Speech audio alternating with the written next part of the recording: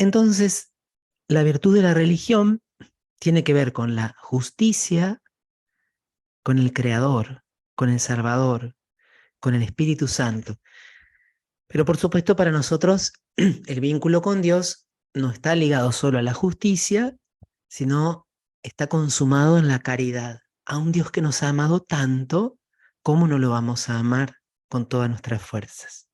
Entonces, la desviación, o una de las principales desviaciones de la virtud de la religión, ha sido llamada por el magisterio de la Iglesia superstición. ¿Y qué es, para decirlo así muy sencillamente, esto es como una definición del padre Olivera sobre qué es la superstición? Es el uso indebido de la religión.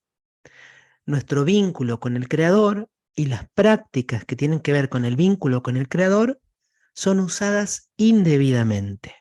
¿Por qué? Por 4 motivos principales. El primero, lo que se hace no se ordena a la gloria de Dios. Es decir, yo en la relación con Dios busco algo que en lugar de glorificar a Dios, lo ofende. Y uso a Dios para alcanzar un fin que en el fondo contraría sus designios y su santa voluntad.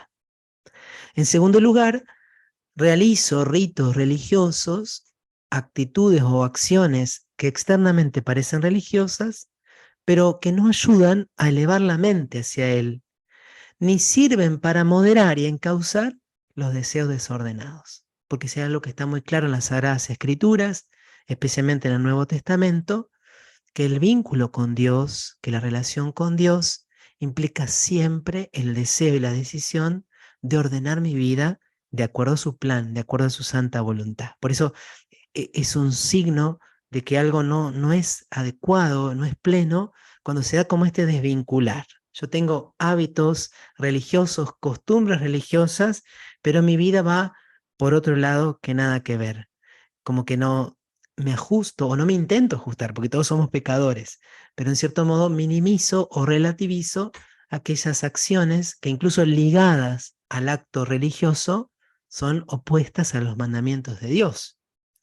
En tercer lugar, cuando este acto no es causa de ningún tipo de amor y servicio al prójimo creado a imagen de Dios, un poco con lo que veíamos recién. Y por último, se opone a lo instituido por Dios y por la Iglesia y hasta puede oponerse a las sanas costumbres reconocidos por todos. Porque aquí hay algo muy notorio de la fe del pueblo de Israel y también de la Iglesia. Este Dios que se nos ha revelado es un Dios que también nos dice cómo quiere que le demos culto. El Antiguo Testamento es muy explícito, porque Dios le ordena a Moisés construir un santuario y le da toda serie de indicaciones de cómo han de ser los actos de culto que quiere Él que les sean dados.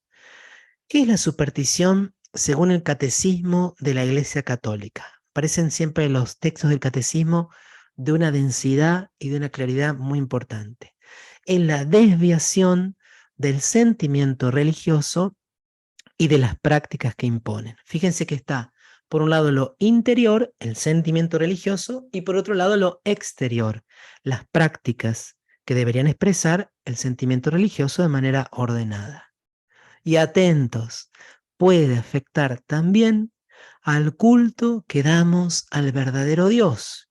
Por ejemplo, cuando se atribuye una importancia de algún modo mágica a ciertas prácticas, por otra parte, legítimas o necesarias. Atribuir su eficacia a la sola materialidad de las oraciones o de los signos sacramentales, prescindiendo de las disposiciones interiores que exigen, es caer en superstición.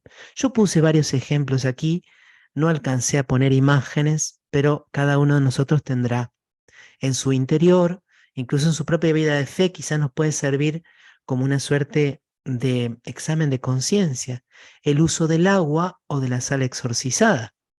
Yo puedo ir, y es legítimo, participar en misas. Yo tuve anoche aquí en la parroquia una misa por enfermos y afligidos, en la cual se hace la bendición, el exorcismo del agua, de la sal y del aceite. Son sacramentales aprobados y reconocidos por la Iglesia. pero yo los podría usar de manera supersticiosa, es decir, atribuyendo la eficacia a la sola materialidad del signo sacramental. Entonces yo en mi casa, sin rezar y quizá, no sé, haciendo incluso hasta lo contrario al amor de Dios, yo tiro la sal y digo, Dios me protege, porque yo tiro la sal, ¿no? Una forma de superstición.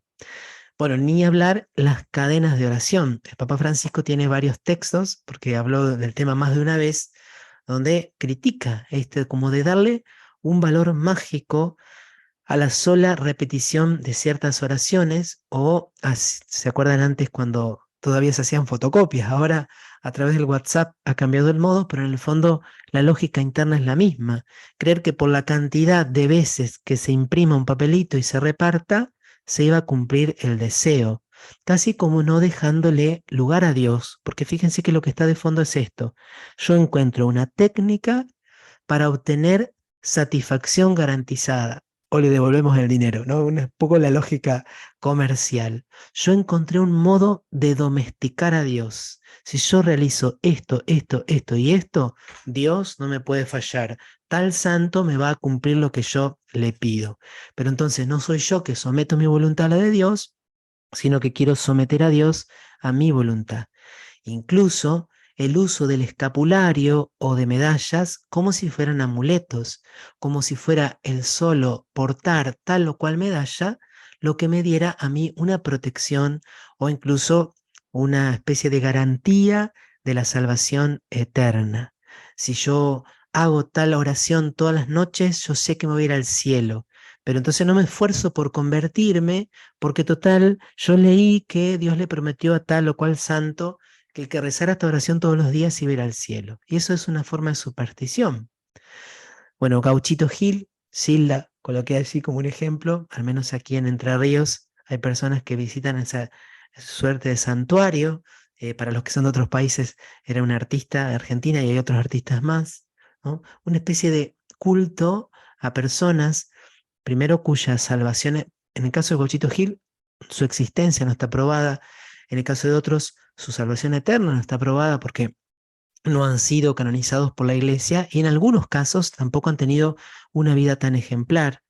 Pero incluso la superstición se podría dar en el culto a algunos santos populares. Y uno me ha tocado estar en santuarios de San Cayetano, de San Expedito, que por supuesto son santos aprobados por la Iglesia, incluso San Cayetano perdón, San Expedito que en algunos lugares se duda, quizás, bueno, su nombre aparece en las actas de los mártires, pero el modo en que las personas a veces se acercan, yo tengo aquí en mi barrio una capilla San Expedito, y uno dice, ¿estamos haciendo bien o no estamos haciendo bien? Y tratamos de educar y tratamos de educar, pero a veces la persona parece más ligada a un gesto, por ejemplo, tocar el santo. Yo tal día tengo que tocar el santo y es como que si no toco el santo me falta algo, o incluso en algunas manifestaciones más rudimentarias todavía, como si no lo hago, hasta Dios me puede llegar a castigar.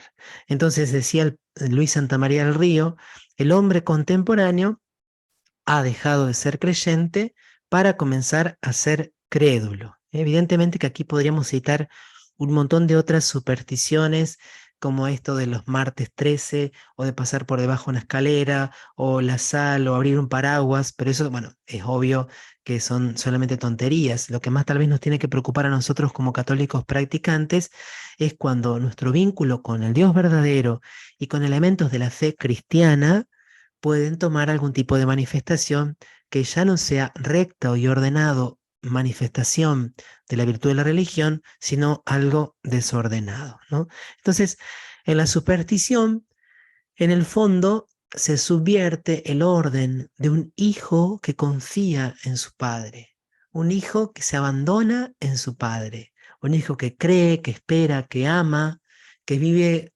concretamente en el ámbito de la providencia de Dios y que confía en el poder y en el amor de Dios y que no trata de manipular a Dios, porque en el fondo lo malo de la superstición es como el intento de manipular a Dios. Por eso es que también es algo más sutil. Yo creo que todos nos damos cuenta de que creer que algo malo te va a pasar por pasar por debajo de una escalera es una tontería. Pero también tenemos que revisar nuestro modo de vincularnos con María, con los santos, con las devociones que son hermosas, que son preciosas.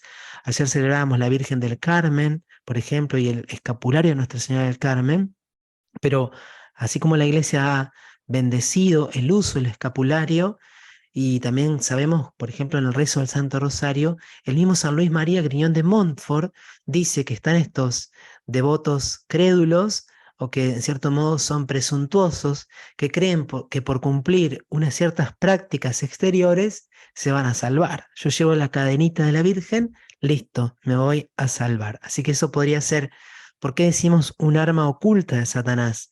Porque yo puedo tener la sensación de que estoy haciendo bien, de que estoy cumpliendo con Dios, pero en el fondo, en mi corazón, estoy haciéndome un Dios a mi propia medida. Pasamos al siguiente tema, que es el de la adivinación. ¿Y por qué surge la adivinación? ¿Y por qué a lo largo de la historia, en todas las culturas, también en la nuestra, aparecen personas que se presentan con un poder especial para adivinar lo que va a pasar más adelante? Porque a todos nos preocupa el futuro, porque todos tenemos preocupación sobre nuestro porvenir, porque el pasado ya no lo podemos cambiar, el presente es lo único real que tenemos hoy y a veces tenemos miedo, tenemos dudas, no sabemos qué es lo que va a ocurrir. Entonces, esta incertidumbre del futuro y la curiosidad por conocerlo, a fin de poder controlarlo, da lugar a esa forma peculiar de superstición que llamamos adivinación. ¿A qué llamamos adivinación? ¿Cómo la definimos? La adivinación es la pretensión de predecir acontecimientos futuros por medio de signos. No importa si esos acontecimientos dependen de la libertad humana. Predecir el futuro. ¿Y cómo lo puedo predecir? Y lo tengo que poder leer en algún lado. El padre Bernardo Olivera, antes de hablar de la adivinación, dice que la adivinación y la magia están estrechamente unidas. En el primer caso, la adivinación trata de conocer el futuro, la segunda de modificarlo. Y normalmente el mago y el adivino suelen ir asociados y confluir en la misma persona. Pero atención, acá hay algo también que es interesante, y es que Dios puede dar a algunos siervos suyos el poder predecir el futuro. Y Dios puede dar a algunos siervos suyos, momentáneamente y por un fin muy específico, la capacidad de hacer algunos milagros. Pero ¿cuál es la gran diferencia? El adivino o el mago también son aquellos que se declaran portadores de un poder especial y que lo pueden usar siempre y de manera infalible. En cambio, el santo, a quien Dios le concede la gracia de leer de alguna manera anticipadamente algún acontecimiento, pensemos en las profecías de Don Bosco, en las profecías de Don Orione, o santos que han tenido fenómenos extraordinarios, increíbles, como en el caso del Padre Pío, que podía conocer el interior, que también realizó curaciones muy milagrosas.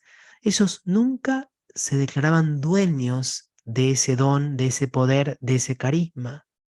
Sabían que Dios quería y podía concedérselos en un momento puntual para ayudar a personas puntuales y de ninguna manera lo utilizaban para su propio provecho, ni para manipular a las personas, ni para retenerlas o someterlas, como se suele dar en la práctica de la adivinación y de la magia.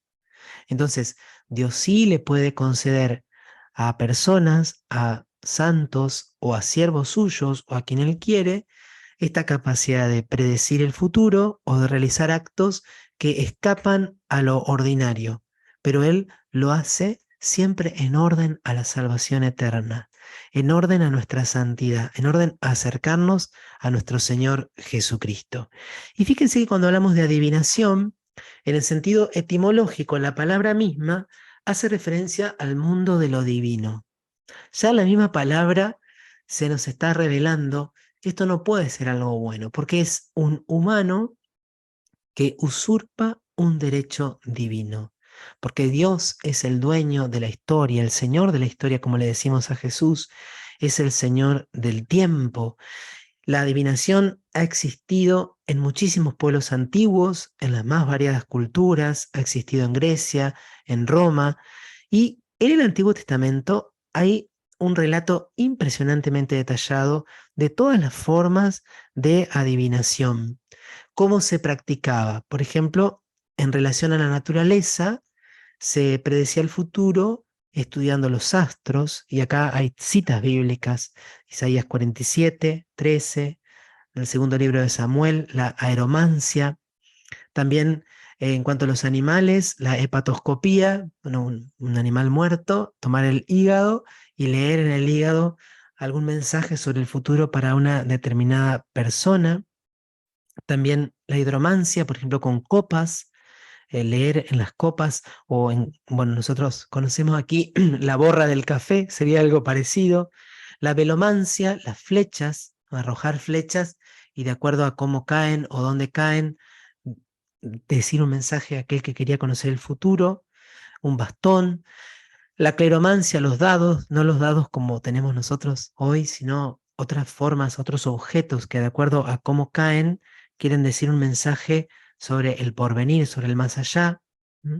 También hay otros modos en el Antiguo Testamento mencionados, como la lectura de los sueños, y de hecho pensemos que un personaje tan importante como José, que hemos estado leyendo el libro del Génesis, permitía predecir el futuro. Recuerden, em, aquí, bueno, en el caso de José es porque Dios le concede ese don, ¿no? Así lo ha visto siempre en la historia.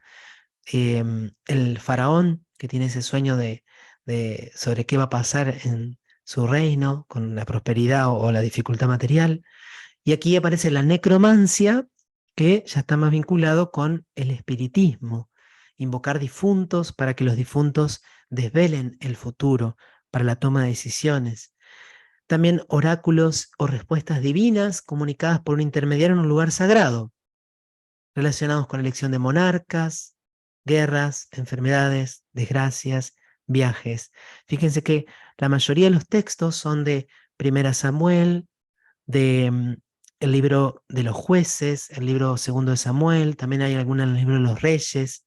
Es de cuando este pueblo de Israel, que venía de Egipto, llega a la tierra prometida, y una de las cosas que le va a decir Dios y que va a tener que hacer y que los reyes justos hicieron y que los reyes impíos no hicieron fue eliminar de todo el pueblo la presencia de adivinos y nigromantes. ¿Por qué? Porque en todo el Antiguo Testamento, si bien está la presencia de este fenómeno, hay una condena muy pero muy explícita de parte de Dios. ¿Cuáles son las formas de adivinación que hoy están presentes? Estas son las que enumera el padre Bernardo Olivera. No sé, alguno de nosotros quizá conoce otras.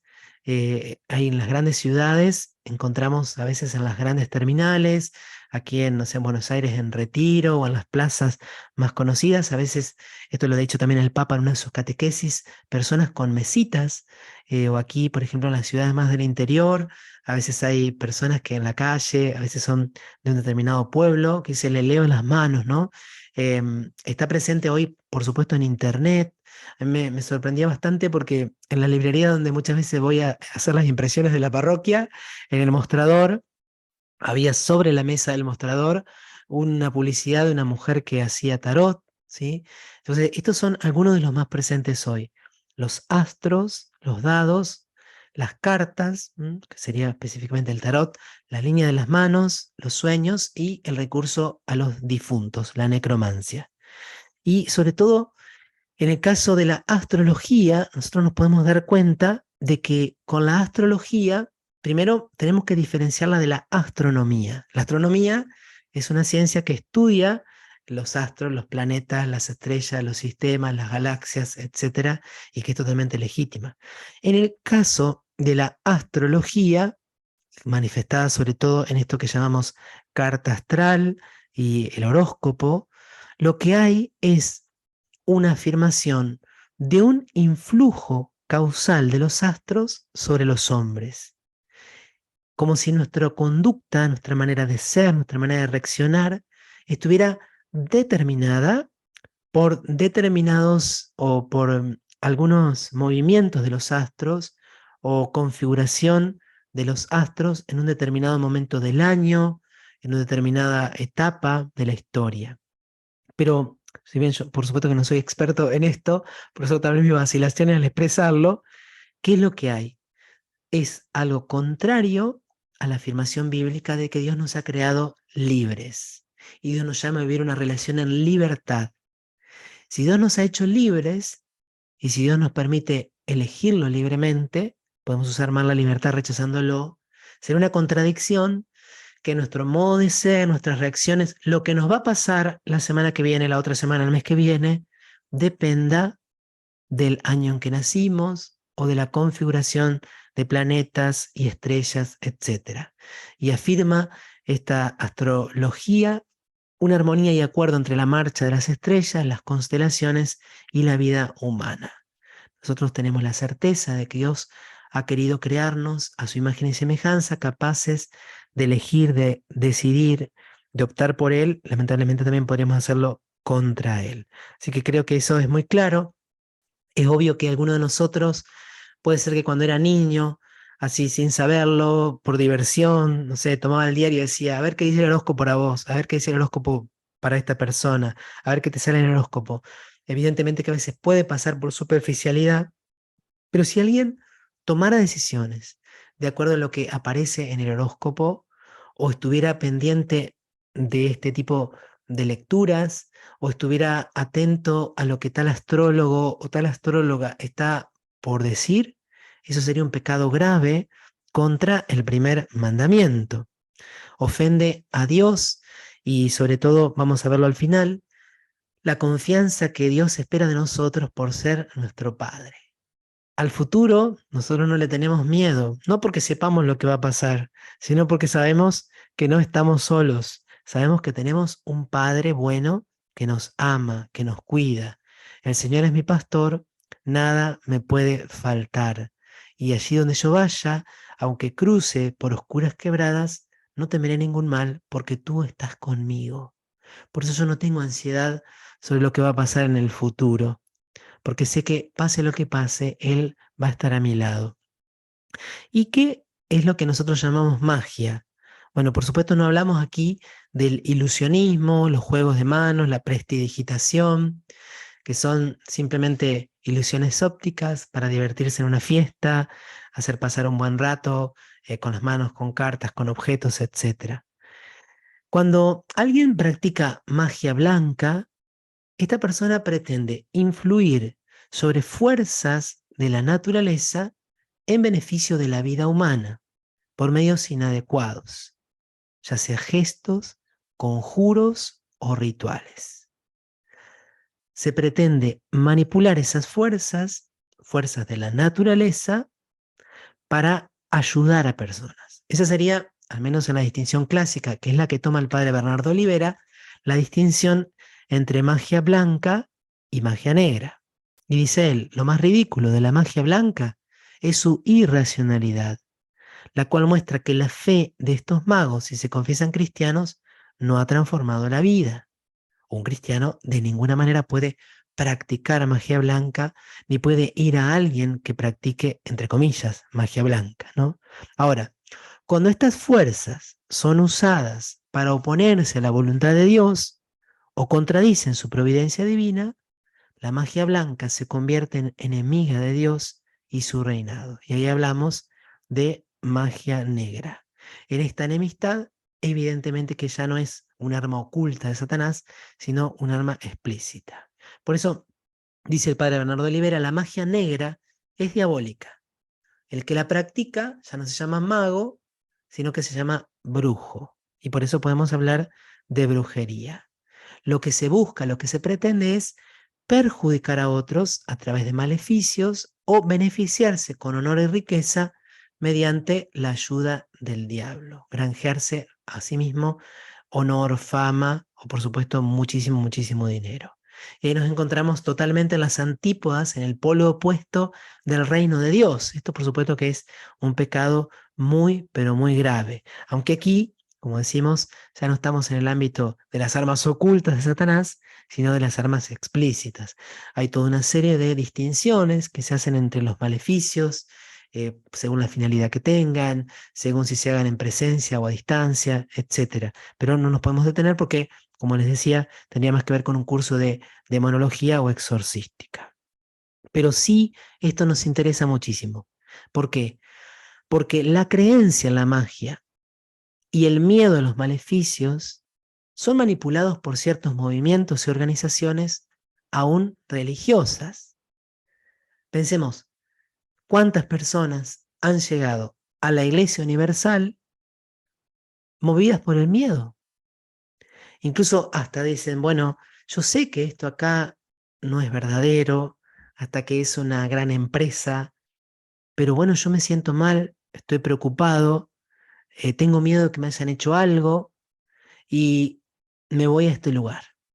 O sea que ese miedo es manipulado por movimientos sectarios con a veces apariencia de religión.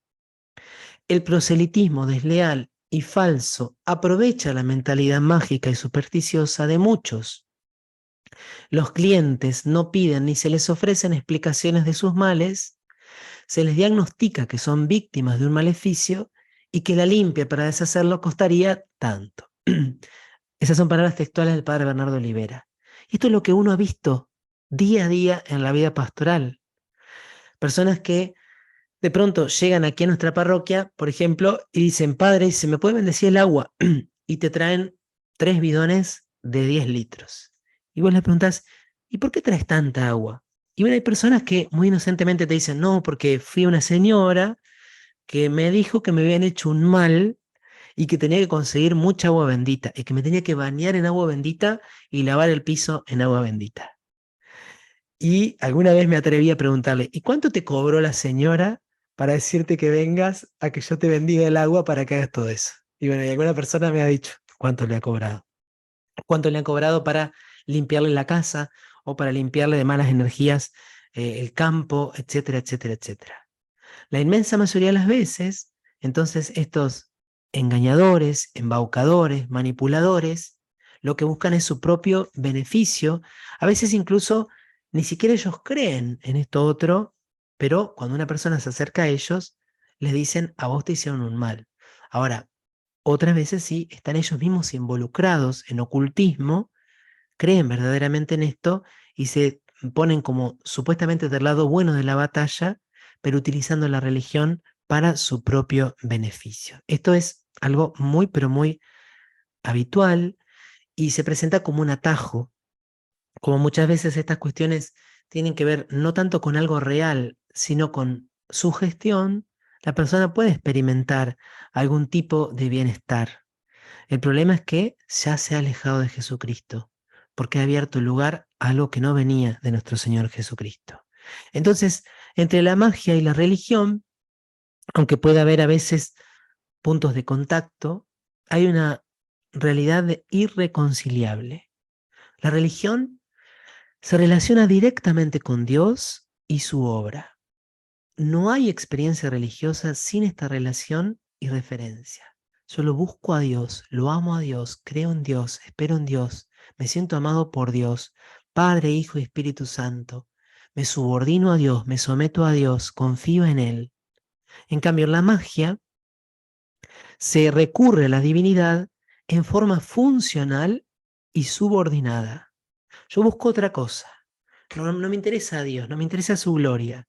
Yo quiero obtener esto o aquello y por lo tanto uso a Dios para mi propio beneficio. Pero incluso le doy mayor entidad, poder o protagonismo a fuerzas ocultas e impersonales que actúan mecánicamente y son dominadas por el mago mediante prácticas rituales. Porque la pretensión del mago es que puede siempre tener a disposición ese poder. No es que lo pide a Dios y sabe que Dios a veces lo va a dar y a veces tal vez no, por su providencia prefiere no darlo, sino que lo podría tener y utilizar de manera infalible.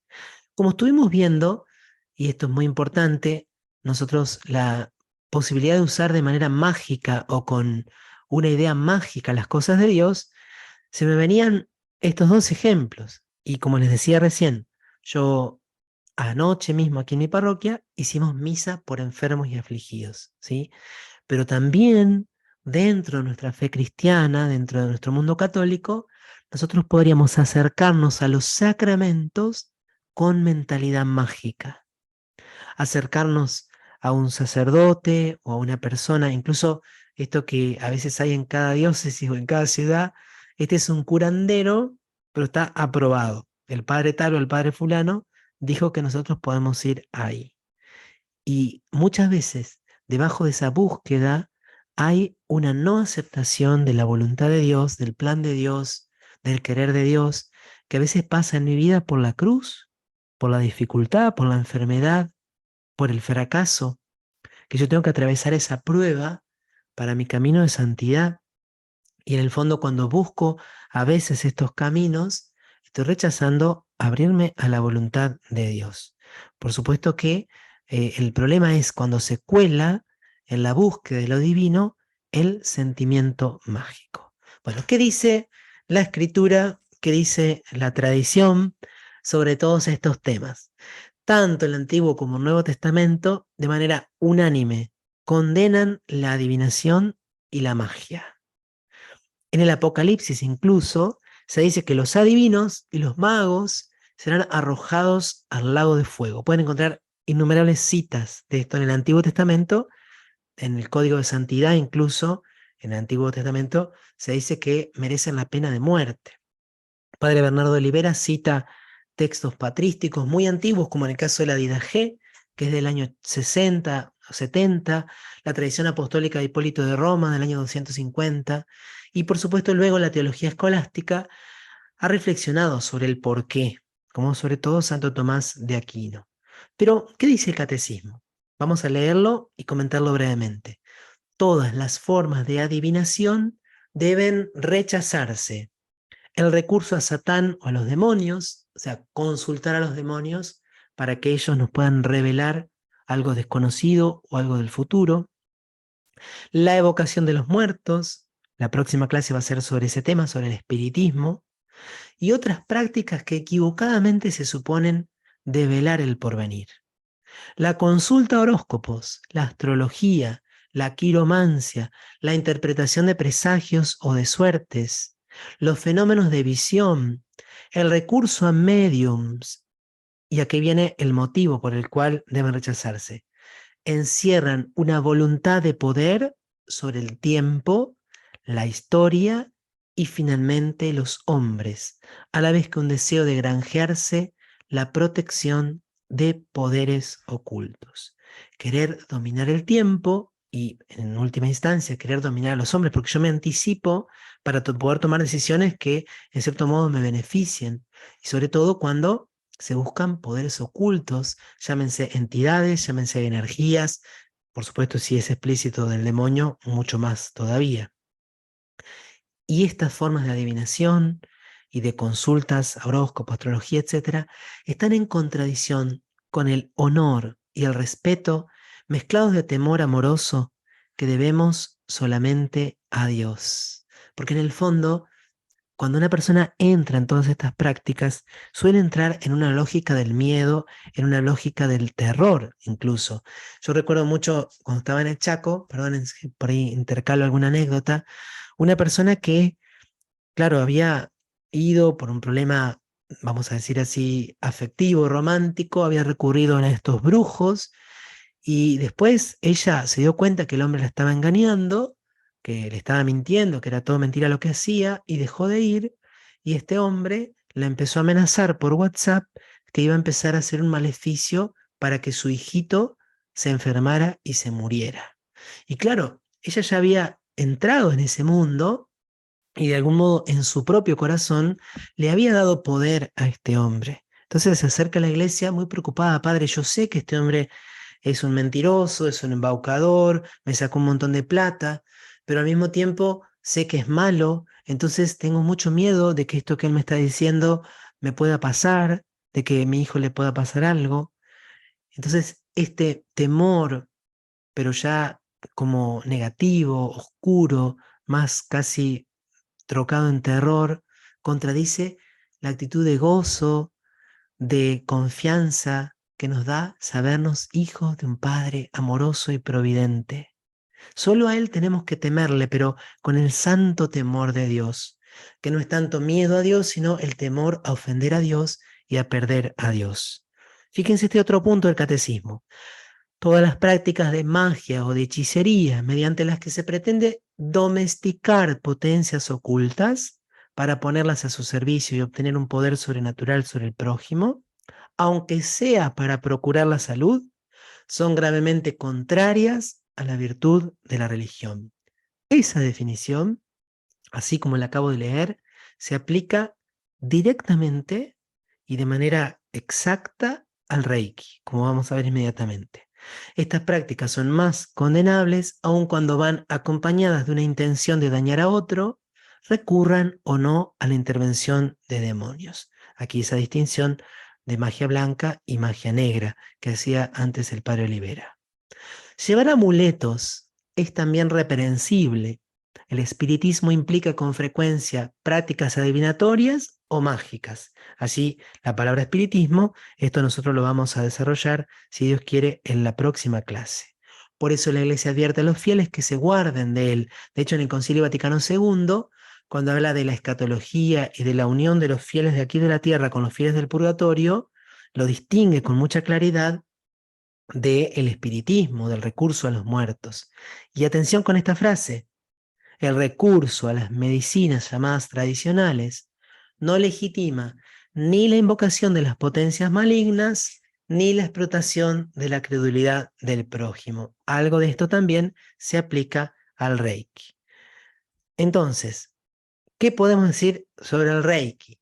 Yo les voy a pasar el documento de los obispos de Estados Unidos, donde así hacen también ellos una pequeña síntesis, qué significa la palabra Reiki, quién es el que lo ha originado, cuáles son sus principios, esta suerte de mandamientos del Reiki, los preceptos del Reiki, cómo se practica, los niveles que hay, curación para uno mismo o armonización interior, también el curar a otros en presencia de otros, curar a distancia y también el poder enseñar a otros. Pero me interesa mucho de ese documento de los obispos de Estados Unidos el principio doctrinal. ¿Por qué? Porque una vez que nosotros comprendemos el principio doctrinal, lo podemos aplicar como una especie de criterio o de filtro para todas las otras terapias alternativas. Dice así el documento que nosotros conocemos, y la Iglesia, la tradición cristiana, ha conocido siempre dos modos de curación. Uno es la curación por la gracia divina y el otro es la curación por los poderes naturales. Cuando habla de la curación por la gracia divina, nos habla, por supuesto, de nuestro Señor Jesucristo, que en los evangelios muchas veces aparece curando a los enfermos, por el poder que le viene por ser Dios, por su humanidad totalmente unida a la divinidad, para cumplir el poder, perdón, la misión que le ha dado el Padre. También las curaciones relatadas en los Hechos de los Apóstoles, estas curaciones que se han dado a lo largo de la historia de la Iglesia en la vida de los santos, o testimonios muy hermosos, por ejemplo, que nosotros conocemos en el caso de las causas de beatificación y de canonización, personas que de pronto experimentan una curación inesperada y muy rápida y sin dejar secuelas de enfermedades que habían sido diagnosticadas muchas veces como incurables. ¿Existe la curación por la gracia divina? Sí. Se da en un contexto cristológico, trinitario, eclesiológico. Se da siempre como un regalo. Por eso dice, por gracia divina. No es algo que se puede manipular, no es algo que nosotros podemos someter a nuestro arbitrio, sino que Dios lo da cuando quiere, como quiere, donde quiere y a quien quiere. Y la segunda es la curación por poderes naturales, lo que nosotros conocemos como la acción de la medicina. Y la Iglesia, de hecho, siempre ha apoyado la investigación médica, que por supuesto se mantiene dentro del respeto de la dignidad humana, de la dignidad de las personas, frente a determinadas enfermedades, la aplicación de determinados tratamientos, terapias, medicación, el estudio de la salud humana para encontrar modos de sanar esas enfermedades. fíjense que la actitud del cristiano es una actitud que siempre es muy, pero muy equilibrada. ¿Por qué? Porque por un lado, obviamente, para nosotros, el, la enfermedad no es algo bueno, la enfermedad en sí misma es una consecuencia del pecado original. Por lo tanto, la iglesia nos dice, sí, nosotros podemos procurar la salud, nosotros podemos ir al médico, podemos hacer tratamientos, podemos someternos a cirugías, a terapias, etcétera. Pero al mismo tiempo, nosotros sabemos que a veces Dios, para nuestro propio camino de santidad, puede invitarnos a abrazar la cruz de la enfermedad. Entonces, la enfermedad no es un mal absoluto. Es un mal, pero no es un mal absoluto. Dios puede convertir la enfermedad en nuestra propia vida en un lugar de crecimiento espiritual. Y entonces, dicen los obispos, el Reiki no puede ser englobado en ninguna de las dos. Es decir, la práctica de Reiki no puede ser puesta en la columna de curación por la gracia divina, por varias razones, pero tampoco puede ser puesta en la de curación por poderes naturales. ¿Por qué? Bueno, lo explica detalladamente los documentos, pero yo voy a leer y comentar la conclusión del documento. La terapia Reiki no encuentra apoyo ni en los hallazgos de la ciencia natural cristiana, perdón, natural, ni en la doctrina cristiana. Es decir, utilizando la tecnología y los conocimientos que tenemos hoy sobre la salud y sobre la medicina, nosotros no podemos explicar racionalmente las curaciones que se podrían dar en el ámbito de la práctica del Reiki. No hay una relación de causa-efecto, ni en el diagnóstico ni en la posible curación. Recordemos, lo que hace el Reiki es, según lo que ellos promueven, ¿no? A través de las manos de aquel que practica, del maestro reikista, canalizar la energía universal, única, para lograr la armonización interior de la persona y hacer desaparecer ese malestar o esa enfermedad. La terapia Reiki no encuentra apoyo ni en la ciencia natural ni en la doctrina cristiana. Para un católico, creer en la terapia Reiki plantea problemas irresolubles. ¿Por qué? En primer lugar, en términos del cuidado de la salud física propia o la de los demás, emplear una técnica que no tiene apoyo científico, ni siquiera plausibilidad, por lo general no es prudente. Es decir, vamos a suponer que no tuviera una dimensión espiritual. Vamos a suponer que no la tuviera. Sería irresponsable someterme a una terapia que científicamente no tiene fundamento. No es prudente emplear una técnica que no tiene apoyo científico, como si yo fuera, por ejemplo, a hacer un tratamiento eh, larguísimo y complejísimo con alguien que no tiene título, por ejemplo. Sería algo similar. En términos del cuidado de la salud espiritual personal, acá tiene que ver la identidad de la fe, ¿no? Lo primero, la primera afirmación del punto 10 tiene que ver con el cuidado de la salud. ¿Es prudente ir a someterme a una terapia que no tiene aval científico? Lo segundo, en el cuidado de la salud espiritual hay importantes peligros. ¿Por qué? Porque para usar el Reiki, uno tiene que aceptar, al menos de forma implícita, conceptos clave de la cosmovisión que subyacen a la teoría Reiki. Elementos que no pertenecen ni a la fe cristiana ni a la ciencia natural.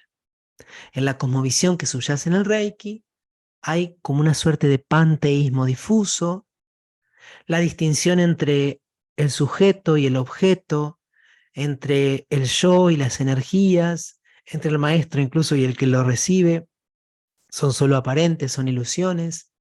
También esta suerte de energía universal o energía cósmica no se sabe bien qué es Dios, no es Dios, quién es, a qué le estás abriendo las puertas y qué significan esos gestos o esos símbolos que se trazan sobre la persona.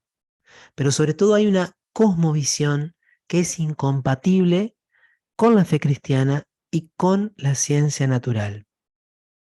Sin justificación ni en la fe cristiana ni en la ciencia natural, no obstante, un católico que pone su confianza en el Reiki estaría actuando en la esfera de la superstición, tierra de nadie, que no es la fe ni la creencia. La superstición corrompe la adoración personal de Dios, ya que conduce el sentimiento religioso personal y la práctica hacia una dirección equivocada. Dado que a veces la gente cae en superstición por ignorancia, es responsabilidad de todos los que enseñan en el nombre de la Iglesia eliminar tal ignorancia en la medida de lo posible. ¿Qué quiere decir acá los obispos? Tenemos que hablar de esto, tenemos que hablar de esto, ¿sí? Las personas que van a la terapia Reiki se ponen a total disposición porque es como una actitud de abandono a una energía universal. Pero, ¿qué es esta energía universal? ¿Qué es? Y por supuesto entonces que ahí entramos en un campo donde fácilmente, poco a poco, o a veces de manera muy directa, el enemigo también puede actuar. Porque cuando la persona se entrega, se abandona, o para decirlo más explícitamente, se abre, lo que puede entrar puede ser también la presencia del enemigo. Pero antes de eso, ya uno está aceptando una visión del mundo incompatible con lo que nos enseña las Sagradas Escrituras. No existe una energía universal como la que dice el Reiki. Existe Dios, Padre, Hijo, Espíritu Santo, que por supuesto Dios está presente en todas las cosas, pero no se confunde con ellas. Dios no es una energía, Dios es un ser personal, un solo Dios en tres personas. Y además existen los ángeles y los demonios. Y existen las criaturas, algunas somos corpóreo espirituales, como el ser humano, y otras son materiales, vivientes, animales, vegetales, minerales, ya no son vivientes. Y esa es la realidad. Y ese es el mundo creado por Dios. Entrar en el mundo del Reiki es asumir que existen otro tipo de entidades o esta energía única que entonces no se condice con nuestro modo de comprender el mundo, que nos proviene de la revelación de Jesucristo. Por lo tanto, concluye el documento, dado que la terapia Reiki no es compatible ni con la doctrina cristiana ni con la evidencia científica, no sería apropiado para las instituciones católicas como aquellas encargadas del cuidado de salud o los centros de retiro, o para las personas que representan a la Iglesia como capellanes católicos, promover o prestar apoyo a la terapia Reiki. Bueno, clarísimo, esto tiene valor normativo para las diócesis de Estados Unidos, no para toda la Iglesia, pero el principio es válido para todos, ¿no? Y creo que es muy evidente, porque nosotros proclamamos, profesamos nuestra fe en nuestro Señor y Salvador Jesucristo, el Hijo del Padre, el dador del Espíritu Santo. Y todo aquello que una persona busca en el Reiki, y esto lo vamos a profundizar cuando hablemos específicamente de Nueva Era, lo puede encontrar y lo va a encontrar en la riquísima tradición espiritual cristiana y en la práctica adecuada de la ciencia, que es, por supuesto, también valiosa. Entonces, este documento, para decirlo así de modo sintético, lo tienen los puntos anteriores. Aceptar el Reiki, practicar el Reiki, implica asumir una cosmovisión incompatible con la fe cristiana. E incluso cuando vos ves el Reiki en su conjunto, tiene todos los elementos propios de una religión. Una visión de Dios, una antropología, una ética y unos rituales. Es decir, todos los elementos que configuran lo que sociológicamente se conoce como religión. Finalizo la exposición de hoy haciendo mención a un puntito del catecismo que también resume y nos deja un mensaje lindo para todos. Si el catecismo y ese otro documento que les voy a pasar habla de un carisma de curación, lo que pasa es que no lo desarrolla aquí, simplemente lo enuncia citando la carta a los Corintios. El Espíritu Santo da a algunos un carisma especial de curación para manifestar la fuerza de la gracia del resucitado. Es decir, todo carisma tiene como finalidad a Cristo. Y si algún hermano, porque puede pasar que en tu comunidad, que en mi comunidad, puede pasar en mi presbiterio, puede pasar en una diócesis, hay alguien que recibe el carisma de curación, siempre es para la gloria de Jesucristo, para conducir a Jesucristo, para manifestar que Cristo ha vencido al pecado, a la muerte y a la enfermedad.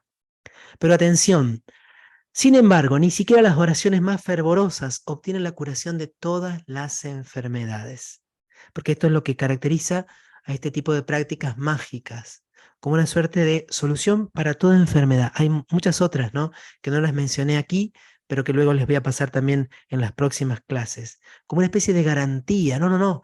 Toda enfermedad es un problema interior, es un problema que hay en tu mundo interior, algunos desfasajes, pero si nosotros esto lo ordenamos, lo codificamos de manera diferente, todo se va a sanar. No, la iglesia nos enseña que incluso las oraciones más fervorosas no siempre obtienen la curación de todas las enfermedades. ¿Por qué? Porque también San Pablo aprendió y nosotros tenemos que aprender que el Señor nos da su gracia porque su fuerza se muestra perfecta en la flaqueza. La enfermedad muchas veces le permite al Señor manifestar su amor de una manera más plena y la victoria de su gracia sobre la debilidad.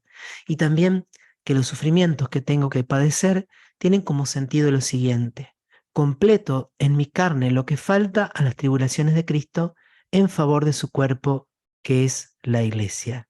El mayor mal no es la enfermedad, no es el sufrimiento. El mayor mal es el pecado. El mayor mal es la apostasía, es alejarse de Jesús.